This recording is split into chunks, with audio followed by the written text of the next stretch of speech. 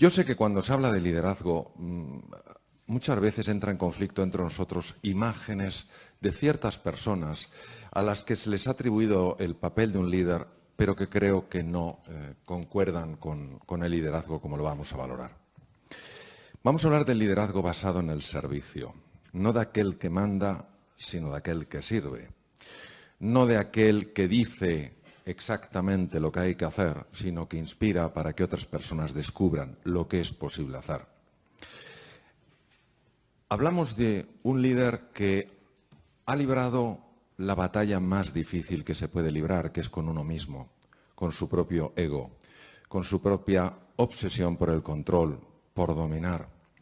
Recordemos que Nietzsche, este filósofo que ha tenido tantísimo impacto, decía que el ser humano, el hombre, es voluntad de poder. No decía que tiene, sino que es. Independientemente de la visión que este filósofo tuviera, no cabe duda que esta ansia de poder, esta ansia de dominar, de manipular, está presente en algunos de los rincones más oscuros del ser humano. Por otra parte, a veces se confunde el líder con la posición, y no es la posición la que hace el líder, es el líder el que hace la posición. Esta obsesión por el estatus, por el reconocimiento, por la valoración, por ser el que más sabe, el que tiene la última palabra, mata la cooperación, destruye la armonía y lo último que hace es favorecer que las personas afloren su mejor versión. Y finalmente está esta imagen del líder popular. Vamos a ver. Don Alfonso habla mucho y para mí con enorme acierto de los valores. A veces dar la cara por los valores no es popular. Un líder que quiera ganar un concurso de popularidad nunca defenderá los valores, por tanto no es un líder. Había un chico adolescente que estaba ingresado, estaba muy grave, muy enfermo. Tenía una sepsis o septicemia, es una infección de la sangre por bacterias, virus. ¿Cuál es el problema de la sepsis? Que una vez una bacteria o un virus ha localizado los vasos sanguíneos, ten en cuenta que tenemos más de 40.000 kilómetros de vasos sanguíneos, es más que el perímetro de la Tierra, es espectacular. Una vez que las bacterias han encontrado esa avenida de tantos carriles, van a todos los órganos y empiezan a hacer de las suyas. Le habían afectado ya el sistema respiratorio, por eso estaba intubado, necesitaba asistencia con un ventilador, necesitaba soporte cardíaco, le estaba afectando al corazón, había bajado el gasto cardíaco y ya le estaba empezando a fallar el riñón. Cuando 3 órganos fallan, la posibilidad de que ese enfermo fallezca sube exponencialmente. ¿Qué estaba causando este problema? ¿Cuál era el origen de la sepsis? Cuando un enfermo empieza con fiebre, tiritona, cuando se sospecha una infección, se hace un hemocultivo, se saca sangre y se espera, se tiene la ilusión de pillar a la bacteria que esté originando el problema. Porque si no hay que utilizar lo que se llama antibióticos de amplio espectro, es decir, mandar bombas intentando que se carguen pues todo lo que pueda haber por ahí, pero carecen de la especificidad, de la concreción de saber exactamente la bacteria y qué la destruye. Tuvieron mucha fortuna porque en el hemocultivo, en uno de los hemocultivos, hacen varios hemocultivos siempre, en uno de los hemocultivos engancharon la bacteria. Es una borrelia, es una bacteria muy agresiva. Animados ante este descubrimiento empezaron a ponerle el antibiótico específico, pero ¿sabéis el problema? El chico parecía que mejoraba y de repente empeoraba. Mejoraba y empeoraba. ¿Sabéis por qué? Porque no habían encontrado el foco infeccioso que seguía mandando bacterias a la sangre. Es difícil describir la tecnología del hospital en el que estuve, pero algunos de los principales inventos en medicina últimos se habían hecho en su hospital. Le habían hecho de todo, no encontraban el origen. Un día el catedrático, la máxima autoridad en la universidad, el catedrático de medicina, jefe de departamento del Beth Israel, catedrático en la Universidad de Harvard, fue al hospital. Los catedráticos allí dedican mucho tiempo a escribir e investigar y pocas veces hacen ya visitas o van a ver a los enfermos porque están como en otro nivel y las personas que están prestando atención a los enfermos son médicos buenísimos, de los mejores que hay en el mundo y que están mucho más en la faceta clínica, por supuesto publican, pero su labor principal es la clínica. Cuando un catedrático pasa por el hospital, eso es un evento. Y en ese evento pues intenta apuntarse todo el que puede. Hoy sabemos que hablan 2 personas extraordinarias que las tenemos aquí y os apuntáis un montón de personas porque os apetece oírlas. Bien. El catedrático pasó por la unidad de cuidados intensivos y le informaron de la situación del chico. Con el catedrático había jefes de departamento, el responsable máximo de la UBI médica, de la MICU, había residentes que estaban haciendo la especialidad en distintos campos de la medicina interna y había un interno. El interno, para los que trabajéis en empresas, sería equiparable a un becario. Es decir, alguien que acaba de acabar la carrera y empieza ahí diciendo, a ver qué aprendo. El interno a Estados Unidos pasa un año y después de ese año intenta entrar en uno de los programas buenos de residencia, de hacerse cardiólogo, cirujano torácico, lo que sea. El catedrático pregunta por el chico y le dicen que están muy preocupados porque ya no saben qué hacer, no localizan el origen de la infección por borrelias, está fallando el riñón y temen lo peor. Y en ese momento, el becario, el último mono de a bordo, para que nos entendamos, de manera espontánea lanza una pregunta. ¿Alguien le ha mirado detrás de las orejas? A ver, en esta vida, si haces una pregunta rara, te pueden pasar varias cosas. La primera, que nadie te oye. No sabes cómo, pero nadie te ha oído. No importa que grites. La segunda es que te oyen y te miran raro. Y la tercera es que te oyen, te miran y preguntan, ¿quién es este? Bien. Quiero que entendáis de lo que estamos hablando. Estamos hablando de un catedrático de medicina interna de la Universidad de Harvard, reconocido en el mundo entero por sus libros, sus publicaciones, por su trayectoria, y un chico que acaba de terminar la universidad. Es decir, David y Goliat. ¿Qué es lo que sucede normalmente? Lo que sucede normalmente es que la arrogancia, la soberbia, el estatus, el no hay nadie que sepa más que yo tengo que demostrar todo lo que sé, el otro no sabe, yo conozco, los demás no, se apodera de nosotros y ya no eres tú, es tu ego. Y claro, sobre todo cuando hay gente que te mira. Gente que te mira como si fueras el oráculo de Delfos, la comunicación directa con los dioses. Pero quiero deciros lo que pasó. Este catedrático en la Universidad de Harvard era un verdadero líder. ¿Por qué? Porque era una gran persona. Era un hombre humilde. Recordemos que la palabra humildad viene del latín humus, lo que fertiliza la tierra. Para mí no hay virtud más elevada que la humildad, porque la humildad permite ver, como diría con tanto acierto don Alfonso, con esa mirada profunda, más anchura, más alcance, más hondura. Primero por eso, por humildad. Segundo, por curiosidad. Es sorprendente a veces nuestro refranero. La curiosidad mató al gato. ¿Qué habría sido del ser humano sin curiosidad? Si cuando vio el fuego, probablemente porque un rayo chocó o golpeó unos leños, si no se hubiera quemado, si no se hubiera acercado, ¿qué sería del ser humano? Este hombre tenía curiosidad. Y para este hombre era más importante conocer y aprender que quedar bien. Este hombre sabía lo que era importante en la vida. Para él solo había algo importante, un adolescente que se estaba muriendo. Lo más importante no era su estatus, lo más importante no era controlar quién es, por qué habla, no tiene derecho, no le he preguntado. Y entonces, ante la pregunta, se quedó sorprendido y la transmitió al equipo. ¿Alguien le ha mirado detrás de las orejas? Imaginaros la cara de la gente. Pues no. Dijo, pues mirarle. Detrás de la oreja izquierda apareció una garrapata. Estaba matando a este chico. Las garrapatas en Estados Unidos transmiten en algunos sitios enfermedades sumamente graves.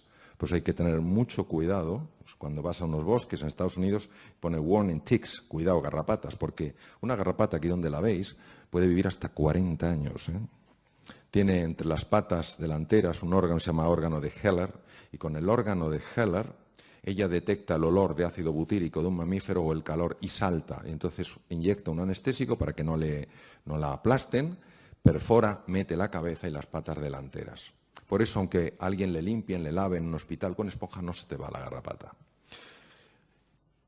El catedrático fue, además, capaz de reconocer porque si el catedrático no hubiera querido, este caso jamás se habría publicado.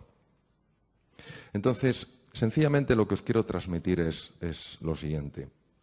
El liderazgo no es una posición, es una forma de ser y de estar en la vida. El liderazgo es inspirar a otras personas para que crean en sí mismos, en sí mismas y desplieguen su potencial. Decía el gran filósofo Emerson que la mayor desgracia de un ser humano es no encontrarse a alguien que le ayude a lograr lo que es capaz de lograr. Un líder mueve desde su ejemplo, no desde su palabra. El liderazgo es siempre visual. El liderazgo inspira porque mueve algo en tu interior. El liderazgo está basado en valores. ¿Por qué? Porque cuando todo es niebla, cuando hay confusión, cuando no se ve nada, el líder, la líder, tienen claro hacia dónde tienen que ir. Yo realmente tengo más ilusión de escuchar vuestras preguntas que de seguir a lo mejor comentando cosas. Lo que sí que me gustaría es marcar esa diferencia. Un jefe puede pedir, puede exigir que le rindan cuentas, lo que en inglés llamaríamos el accountability. Rindes cuentas, y si no rindes cuentas, no haces tu trabajo, ya veremos lo que hago contigo. Pero un líder hace algo mucho más potente. No solo las personas rinden cuentas de lo que se espera de ellos, las personas dan en base a lo que se espera de ellos. Si tú esperas mucho de ellos, si crees de verdad en ellos y en su potencial, si tienes una fe profunda en el ser humano, en su grandeza, independientemente de las torpezas que todos hacemos, yo el primero, inevitablemente tú estás transmitiendo a través de tu simple mirada hasta qué punto estás convencido de la grandeza de esas personas. Hay una zona de confort que es la más dura en el ser humano, que es cómo te has definido a ti mismo que eres. Cómo te has definido quién eres. Los procesos mentales que te hacen pensar que tú no puedes ir más allá, que hay ciertos obstáculos que son demasiado grandes para ti, o que tú eres demasiado pequeño para ellos. Y es mi experiencia personal que esto no es así. Obviamente no implica que hagamos cosas absurdas. Simplemente implica que lo que nos parece imposible puede pasar, como decías tú, Juan, a improbable y después a posible. La experiencia que tengo en los viajes interiores, que es el campo que más me puede apasionar, es la siguiente. Cuando tú viajas al interior, descubres dos cosas. Lo primero que descubres es que te vienes contando una milonga desde que eras pequeño. Y esa milonga, el problema es que te la has creído. Lo que tú crees, lo creas. Porque lo vives como una certeza incuestionable. Pues todos nosotros arrastramos lo que se llaman narrativas, es apasionante cómo se generan en los lóbulos prefrontales del cerebro. Generamos narrativas y la mayor parte de esas narrativas que las vivimos como realidades incuestionables son profundamente limitantes. Y nos hacen decir a veces, yo soy así. Yo no puedo. A mí no me importa no poder tirar una pared de aquí, pero sí me importa poder hacer frente a ciertos desafíos de mi vida. ¿Por qué tengo que sentirme bloqueado, incapaz, incompetente, inseguro, cuando dentro de mí tengo recursos para hacerle frente? ¿Por qué? Porque hago caso a esa narrativa. Pero no solo está la narrativa que nos contamos, lo más importante es lo que esa narrativa tapa. Hay una historia muy sencilla, probablemente muy antigua, de un rey hindú que iba en su carroza por un camino y se encontró con un mendigo que estaba durmiendo. Entonces el rey le dijo al cochero que parara, se bajó e introdujo en el bolsillo de aquel mendigo una esmeralda de extraordinario valor, pensando que el momento en el que se despertara, este hombre descubriría que acababa de pasar de la pobreza más absoluta a una riqueza incuestionable. El tiempo pasó y por casualidad el rey volvió a pasar con su carroza por el mismo camino y vio al mismo mendigo con más edad, más mayor, más avejentado, pero igual de pobre. Entonces el rey paró, le dijo al cochero que parara, se bajó de la carroza y empezó a decirle al mendigo: pero bueno, ¿qué haces aquí? El pobre hombre: pero yo, ¿qué haces aquí? ¿Cómo estás en la carretera? ¿Pero cómo estás con estas ropas? Dice: ¿pero qué le voy a hacer? Soy un hombre pobre. Dice: ¿y la esmeralda? Dice: ¿qué esmeralda? La que puse en tu bolsillo. Y entonces el hombre metió la mano en el bolsillo y sacó una esmeralda. Dijo: jamás se me ocurrió buscar aquí. Esto nos pasa exactamente a nosotros. Nos ponemos nuestras ropas de mendigo y decimos: no puedo, estoy destinado, la vida me ha condenado tal cual, y no se nos ocurre buscar en el interior y encontrar esa esmeralda. Si yo pensara que es una tontería, si yo pensara que es un cuento infantil o un adorno para alegraros la tarde,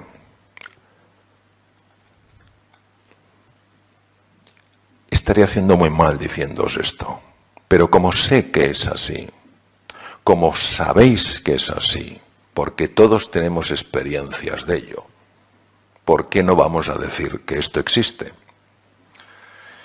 Joseph Campbell descubrió que en todas las tradiciones de Oriente y Occidente está registrado lo que se llama el viaje del héroe. ¿Qué es el viaje del héroe? Es ese viaje que te ayuda a trascender las ropas de mendigo y a encontrarte con la esmeralda. Es un viaje que te saca de tu zona de confort, de cómo te has definido: soy un mendigo. Te introduce en un mundo nuevo, jamás te has planteado que hubiera más de lo aparente, y te permite encontrarte con tu riqueza interior.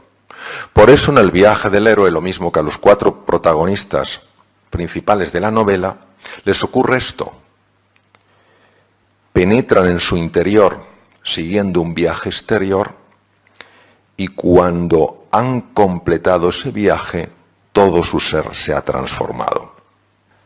Previo a Joseph Campbell, hubo un científico que os sonará a todos, fue discípulo de Freud, y fue la gran desilusión de Freud, no porque el hombre fuera desilusionante, sino porque no estaba dispuesto a considerar que el ser humano se pudiera comprender exclusivamente, sobre todo su patología mental, solo desde la sexualidad. Fue Carl Gustav Jung, él era suizo, Freud era austriaco, y Jung estudió mucho el impacto de la mitología en el inconsciente. Todos tenemos lo que se llama personajes dormidos. En las distintas dimensiones del ser humano aparecen cosas muy hermosas y cosas muy feas. Jung le llamó la sombra. Y es muy difícil verlos, es muy difícil reconocerlos. Y aunque hay personas que te dicen: oye, ¿no te has dado cuenta de esto? Y dices: ¿pero qué va? Eso no es así. Sí, lo está viendo todo el mundo, menos tú. Pues la gente está equivocada. El ser humano, al menos en mi experiencia, solo tiene un oponente. Nunca es otro ser humano. Es su propio ego. El ego es ceguera. El ego ha causado más muertes y más violencia que todas las guerras juntas. De hecho, todas las guerras surgen en su esencia del ego. Yo tengo razón, tú estás equivocado y no te pienso escuchar. Si tenemos en cuenta los estudios de la Universidad de Harvard, que es la pionera en el mundo en este campo, lleva más de 40 años estudiándolo, entre el 60 y el 80% de las enfermedades que padecemos en el mundo occidental, desde patologías cardiovasculares, diabetes, problemas óseos, problemas tendinosos, cáncer, 1000 cosas, tienen una relación directa con el mundo emocional. Directa con el mundo emocional. Hay un concepto que a muchos de vosotros no os sonará porque no sois del campo de la medicina, se llama la homeostasis. El gran padre de la homeostasis fue Walter Bradford Cannon. Cannon, norteamericano, fisiólogo, catedrático en la Universidad de Harvard, estudió mucho esos mecanismos que permiten que los 60 trillones de células de nuestro cuerpo estén funcionando bien. Ellos se encargan de que las células no envejezcan más de lo que tienen que envejecer. Ellos se encargan de que los niveles de azúcar sean los adecuados, de que las células mantengan una comunicación armónica entre ellas. Es decir, todo lo que sea la protección del organismo, todo lo que sea la vitalidad y la regeneración de los tejidos, cabe dentro del paraguas de la homeostasis. Por ejemplo, yo tengo un primo, yo soy cirujano general del aparato digestivo, pasé 26 años ejerciendo cirugía, y yo tengo un primo muy guasón que me decía: tú eres un fontanero de cañerías blandas. Y francamente me dolía. Pero muchas veces miramos el tubo digestivo y dices, curioso, me tomo una patata y sale otra cosa. Y entre medias lo bueno se ha quedado dentro. ¿Qué os parecería si os dijera que uno de los factores más importantes para la regeneración del tejido cerebral, uno de los factores más importantes para tener una buena memoria, para aprender deprisa, se llama BDNF? BDNF pertenece a una categoría de neurotransmisores llamadas neurotrofinas, descubiertas por Rita Levi Montalcini, que ganó el Premio Nobel de Medicina y Fisiología italiana y murió con 102 años. ¿Qué os parecería si os dijera que una de las fuentes más importantes de BDNF es el tubo digestivo? Que puedes tener problemas de memoria por problemas del tubo digestivo.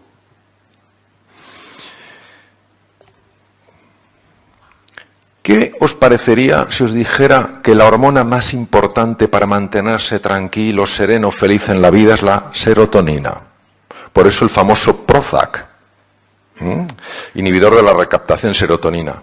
¿Qué os parecería si os dijera que el 90% de la serotonina la fabrica el tubo digestivo? ¿Todos sabéis lo que es la médula espinal? Tiene 100 millones de neuronas. ¿Sabéis cuántas neuronas tiene el tubo digestivo? 500 millones. 5 veces más. Pues bien, cuando una persona se siente tensa, se siente asustada, se siente preocupada y vive así, el sistema de alarma del cuerpo genera daño en distintos lugares y uno de ellos es en el tubo digestivo. Con lo cual baja el BDNF, baja la serotonina y baja el sistema inmune, porque el 80% de la función inmune, que nos protege frente a bacterias, virus y tumores, la controla el tubo digestivo. Es decir, esa homeostasis de la que nos habla con tanto acierto y belleza Walter Bradford Cannon es alterada cuando vivimos asustados, cuando vivimos desesperanzados, cuando nos sentimos incompetentes.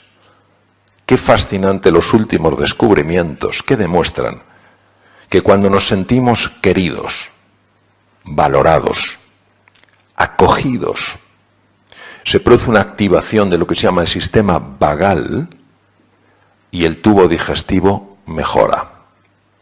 Es decir, el ser humano, como dice uno de mis grandes maestros, el profesor Alfonso López Quintás, uno de los grandes de la filosofía y un ser humano ejemplar, el ser humano es un ser de encuentro. Y cuando tú te sientes acogido, valorado, querido, reconocido, los 60 trillones de células del organismo lo notan y mejoran. Es más, incluso aumenta la longitud del telómero, que es una cosa que está en los extremos de los cromosomas, que se puede medir y que tiene una relación con el tiempo de vida. Por tanto, para mí el concepto de medicina holística, es decir, no solo la medicina que me apasiona de la ciencia y la tecnología, sino la medicina que valora, respeta el impacto del cuerpo, me parecía absolutamente esencial. Y es verdad que además del cerebro con sus 100.000 millones de neuronas, 100.000 billones de conexiones, está el cerebro del corazón. El corazón tiene 40.000 neuronas. Diréis que pocas. Sí, pero el campo magnético que produce es 5.000 veces más potente que el del cerebro. ¿Sabéis lo que se llama un torus cardíaco? ¿Sabéis que estamos emitiendo un cambio en el campo electromagnético a 3 metros de distancia. Los demás sienten si nuestro corazón está en paz o está en guerra. Y hay mucha investigación en esto. ¿Sabéis que cuando el cerebro, el corazón y el tubo digestivo se sincronizan, cambia radicalmente el funcionamiento del cerebro? Y se produce una sincronización de ondas cerebrales y la persona llega a niveles mucho más altos de inteligencia, de memoria, etc. ¿Por qué nos olvidamos de estos recursos que el ser humano tiene? Entonces, y voy a terminar ya con esto para que tengamos un ratito de conversación. Al final nos encontramos con que a todos nos gusta el control, la seguridad, que nos valoren, que nos den importancia, tener un estatus, que nos acojan. Y esto es muy agradable. Que vayas a un restaurante, que te traten con afecto, que te reconozcan, oh, bienvenido, no sé qué, que vayas a un sitio, que te traten con cariño, es muy agradable. Pero cuando el control, la seguridad, el estatus y el pertenecer se convierten en nuestra obsesión, se transforman en una cárcel. Y cuando no te hacen todo el caso que te gustaría que te hicieran, experimentas una frustración sorprendente. Cuando el mundo se mueve, una angustia insuperable. Cuando no te acogen como te gustaría que te acogieran, una sensación de soledad infranqueable. Y en un mundo como el actual, un mundo buca, volátil, incierto, ambiguo y complejo, ¿entendéis por qué los niveles de ansiedad no paran de subir? Y los de su prima hermana, la depresión. Lo que he pretendido, lo que he buscado, es ayudar a través de lo que escribo a que nos demos cuenta de que es normal que nos guste la seguridad, que es normal que nos guste el estatus, el reconocimiento, la valoración, que es normal que nos guste que nos acojan, pero que no nos podemos quedar ahí. Que el verdadero crecimiento, la verdadera magia, la verdadera evolución de un ser humano es cuando abraza la aventura, cuando ve en la incertidumbre no un peligro sino una oportunidad, cuando se ocupa, no solo se preocupa, sino que se ocupa en crecer por dentro, y cuando en su vida es una prioridad añadir valor a la vida de los demás. Esa contribución, ese levantarte por las mañanas y en lugar de decir, a ver quién me ayuda hoy en la vida, te plantees a ver a cuántas personas ayudo yo hoy. Eso es lo que he querido transmitir. Muchas gracias.